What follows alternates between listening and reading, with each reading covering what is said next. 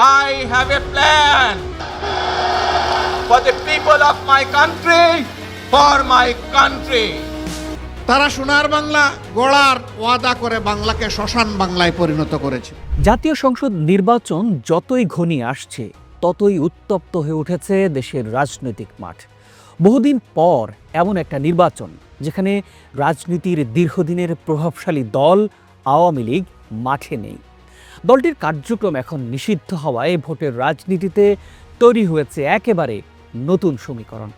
এই শূন্যস্থানকে কেন্দ্র করে এখন মুখোমুখি অবস্থানে দেশের দুটি বড় রাজনৈতিক শক্তি, বাংলাদেশ জাতীয়তাবাদী দল বিএনপি এবং বাংলাদেশ জামায়াত ইসলামী। এবারের নির্বাচন তাই শুধু সরকার গঠনেরই নয়, এটা নেতৃত্ব, সাংগঠনিক শক্তির পরীক্ষা এবং আদর্শিক এক লড়াই। এবারের নির্বাচনে আসন ভিত্তিক প্রতিদ্বন্দ্বিতা শুধু তীব্রই নয়, অনেক ক্ষেত্রেই হয়ে উঠেছে হাই ভোল্টেজ। প্রিয় দর্শক, আমি শাহাদাত হোসেন আছি আপনাদের সাথে। চলুন আসন ধরে ধরে আজ দেখে নেব কোথায় কোথায় জমে উঠেছে সবচেয়ে বড় লড়াই। তো চলুন শুরু করা যাক।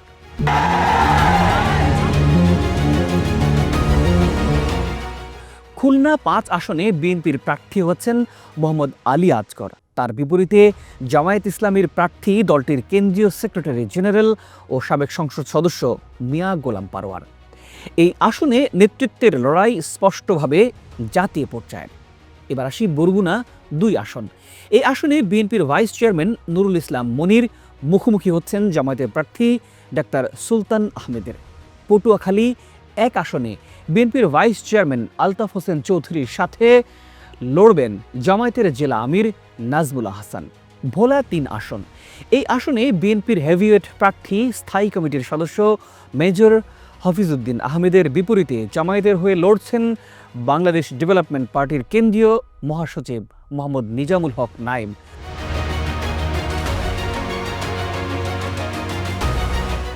বরিশাল অঞ্চলেও লড়াই তীব্র।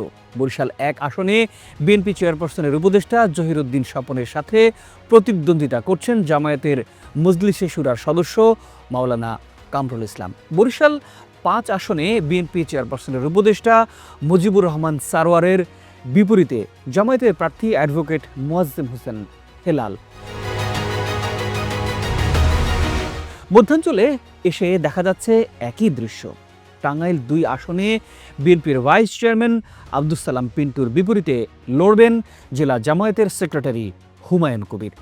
এবার আসি ময়মনসিংহ ১ আসন।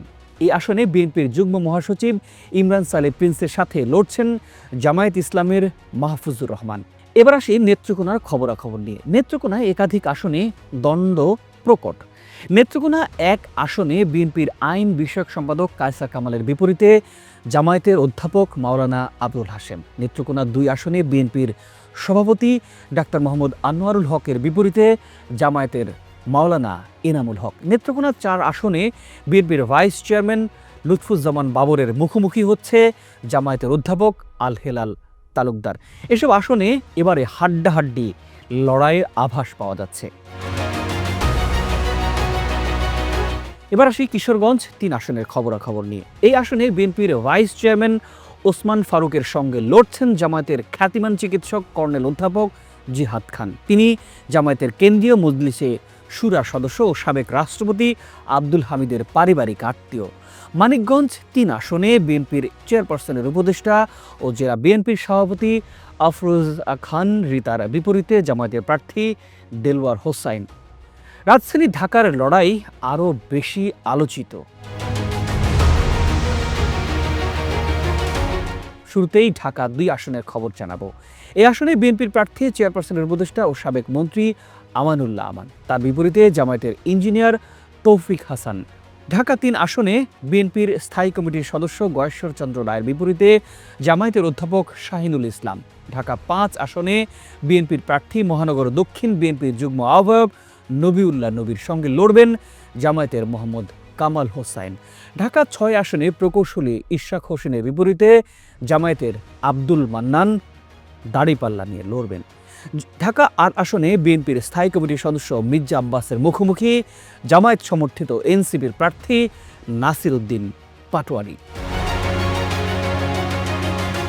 এবার আসি ঢাকা 11 আসনের খবরাখবর নিয়ে। 11 আসনে বিএনপির ক্ষুদ্র ঋণ বিষয়ক সম্পাদক এম এ কায়েমের সাথে লড়বেন জামায়াত সমর্থিত এনসিপির নাহিদ ইসলাম। ঢাকা 12 আসনে বিএনপির শরিক সাইফুল হকের বিপরীতে জামায়াতের সাইফুল আলম খান মিলন লড়বেন। ঢাকা 14 আসনে বিএনপি মনোনীত মায়ের ডাকের সানজিদা ইসলাম তুলির বিপরীতে জামায়াত নেতা মীর কাসেমের ছেলে গৌফেরত ব্যারিস্টার আরমান লড়বেন। ঢাকা 15 আসনে জামায়াত প্রার্থী দলটির আমির ডাক্তার শফিকুর রহমান, তার বিপরীতে বিএনপির প্রার্থী যুবদল নেতা শফিকুল ইসলাম মিল্টন। ঢাকা 16 আসনে মহানগর উত্তর বিএনপির আহ্বায়ক আমিনুল হকের সঙ্গে লড়বেন জামায়াতের আব্দুল বাতেন। ঢাকা 19 আসনে সাবেক এমপি দয়াল মোহাম্মদ সালাউদ্দিনের বিপরীতে জামায়াতের মাওলানা আফজাল হোসেন লড়বেন। সবচেয়ে আলোচিত ঢাকা 17 আসন। এই আসনে বিএনপির ভারপ্রাপ্ত চেয়ারম্যান তারেক রহমানের সরাসরি চ্যালেঞ্জে জানাচ্ছেন জামায়াতের ডাক্তার খালেদুজ্জামান। এই আসনে হাড্ডাহাড্ডি লড়াই হওয়ার সম্ভাবনা দেখা যাচ্ছে।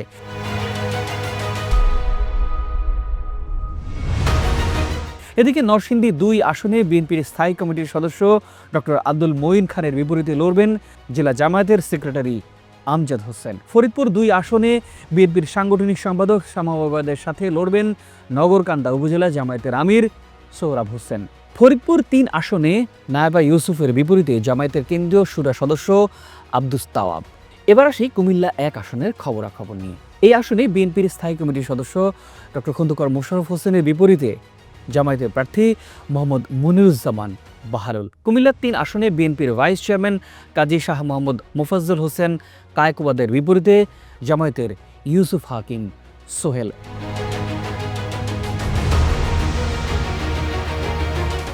স্থানীয় ভোটারদের ভাষ্য, যদি নির্বাচন সত্যিকার অর্থেই ফ্রি ও ফেয়ার হয় তবে এবারের ভোটের লড়াই হবে হাড্ডাহাড্ডি, বাঘে মহিষে লড়াই। আওয়ামী লীগবিহীন এই রাজনৈতিক প্রেক্ষাপটে বিএনপি ও জামায়াতের মধ্যকার এই প্রতিদ্বন্দ্বিতাই নির্ধারণ করবে আগামী দিনের জাতীয় রাজনীতির গতিপথ। প্রিয় দর্শক, আপনি কোন আসন থেকে আমাদের এই প্রতিবেদন দেখছেন? নিশ্চয়ই সেই আসনের খবরাখবর জানাতে পারেন আমাদের মন্তব্য করে। আমরা জানতে চাই আপনার আসনের কী অবস্থা কিংবা ভোটের সমীকরণ। আজই পর্যন্তই। ভালো থাকুন, সুস্থ থাকুন। দেখা হবে পরের রাজনৈতিক বিশ্লেষণে।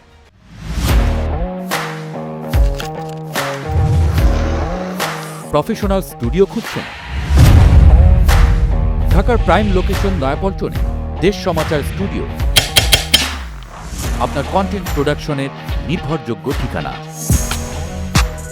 এখানে পাবেন 4K ক্যামেরায় মাল্টি অ্যাঙ্গেল রেকর্ডিং, আছে গ্রিন ও ব্ল্যাক স্ক্রিন সেটআপ, উন্নত মানের মাইক্রোফোন ও sound proof voice over booth.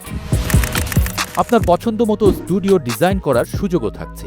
হযরত Shahjalal news content, talk show, interview বা পডকাস্ট যা কিছুই করেন এখানে পাবেন প্রফেশনাল সেটআপ আর ফুল এডিটিং সাপোর্ট। আপনার চাহিদা অনুযায়ী বুক করতে পারেন আজই।